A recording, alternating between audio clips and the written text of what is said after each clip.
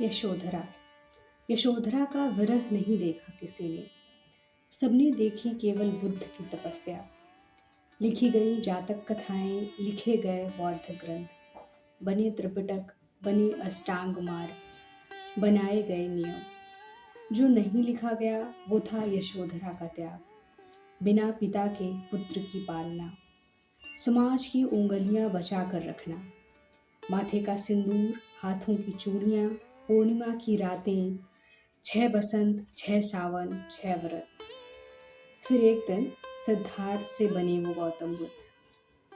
और यशोधरा का विरह कभी खत्म नहीं हुआ। वो बनी बौद्ध भिक्षुणी, प्रेम के तप में अपने सिद्धार्थ को खोजती रही।